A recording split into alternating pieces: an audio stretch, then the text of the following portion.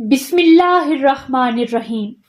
11 اگست 1945 ارد جلے اور گلے سڑے مردہ انسانی جسموں کا ایک بہت بڑا انبار شہر کے وسط میں لگایا گیا تھا۔ خدشہ تھا اگر آج ان مردہ انسانی جسموں کو آگ کے حوالے نہ کیا گیا تو سارا شہر تعفن سے بھر جائے گا، اور پھر انسانی جسموں کے اس بے حس و حرکت انبار پر پٹرول چھڑک کر آگ لگا دی گئی۔ 2 دن قبل ٹوکیو جانے والا سوشو موروکاوا واپس لوٹ آیا۔ وہ آج سکتے میں تھا۔ وہ یقین اور بے یقینی کی گھڑیوں کے درمیان معلق تھا۔ وہ بدحواس ہو چکا تھا۔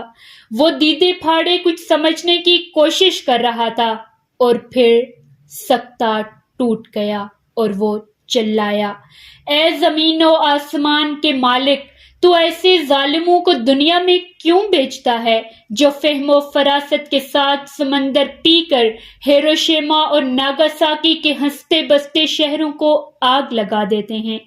وہ ابھی اپنے رب سے التجا کر رہا تھا کہ زمانے کے دانا نے اس کے کان میں کچھ کہہ دیا اور وہ دم ساتھ گیا۔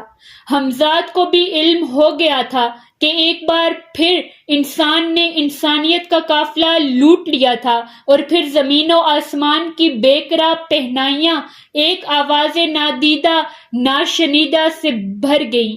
پکارنے والا پکار رہا تھا، قابیل کو دو نوید کہ حابیل مر گیا، انسان کو دو نوید کہ انسان مر گیا۔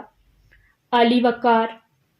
قابیل کے ہاتھوں حابیل کی موت شاید انسانیت کی اولین سسکی تھی، پھر انسانیت مسلسل سسکیاں بھرتی ہی چلی گئی۔ آج ہم 20ویں صدی کی دہلیز پار کر چکے ہیں۔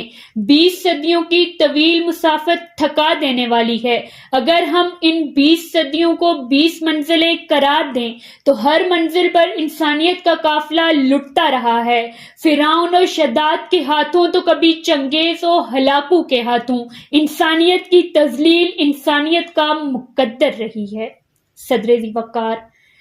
کوڑے کرکٹ کے انباروں سے رزق تلاش کرتے یہ بچے گرمیوں کی چلچلاتی دھوپ میں اور سردیوں کی ٹھٹھرتی راتوں میں فٹ پاتھوں پر مرتے ننگے جسم، ہوٹلوں اور کارخانوں میں بھاگتے چھوٹے، مظفر گڑھ کے نواحوں میں چیختی چلاتی عزت بچاتی زرینہ، ستی کی رسم نبھاتی فاطمہ، قرآن کے نکاح میں مرتی کلثوم، چولستان اور تھر کے فاقہ کشوں کو دیکھ کر مر جانے کو جی چاہتا ہے۔ وائے ناکامی متائے کارواں جاتا رہا، کارواں کے دل سے احساس زیاں جاتا رہا۔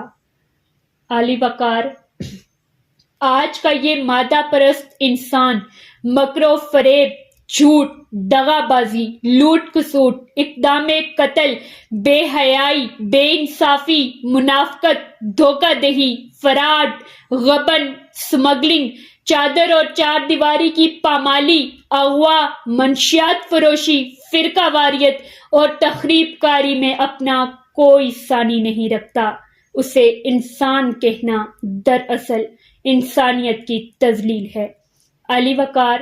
آج شریف شرافت کے پردے میں، تاجر تجارت کے پردے میں، سیاستدان سیاست کے پردے میں، حکمران حکمرانی کے پردے میں، تخریب کار مذہب کے پردے میں، ڈاکٹر مسیحائی کے پردے میں، محافظ حفاظت کے پردے میں، منصف قانون کے پردے میں اور دشمن دوستی کے پردے میں انسانیت کا قتل عام کر رہا ہے۔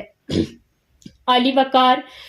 جب خون حسین کربلا کے خارزاروں میں بہہ رہا تھا، جب چنگیز اور ہلاکو انسانی کھوپڑیوں کا بڑے سے بڑا مینار بنانے میں مصروف تھے، جب دورانی دہلی کے غسل خونین میں شامل ہو گیا تھا، جب ہٹلر گرجا جرمن حکومت کرنے کے لیے پیدا کیے گئے ہیں، جب میر صادق اور میر جعفر اپنوں کے خون سے ہولی کھیلنے میں مگن تھے، جب ورلڈ ٹریڈ سینٹر کے ہزاروں ٹن وزنی ملبے تلے مزمل کی لاش مسح ہو رہی تھی، جب افغانوں میں بارود کی بارشوں کا سماں تھا اور معصوم عراقیوں کو میزائلوں سے چھلنی کیا جا رہا تھا، جب نور ابو غریب جہل میں لٹ رہی تھی اور اسد پر کتے چھوڑے جا رہے تھے، تو یقین جانیے آسمان تھر تھر کانپ رہا تھا اور فضائے بے قرار میں کوئی چلا چلا کر کہہ رہا تھا، قابیل کو دو نوید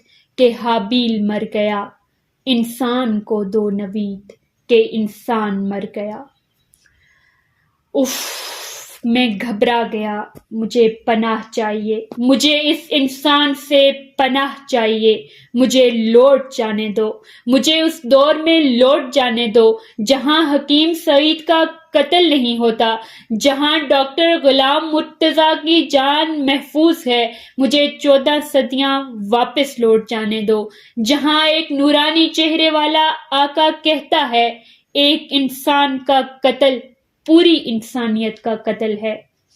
بستیاں چاند ستاروں پہ بسانے والوں، بستیاں چاند ستاروں پہ بسانے والوں، کرۂ ارض پر بجھتے چلے جاتے ہیں چراغ۔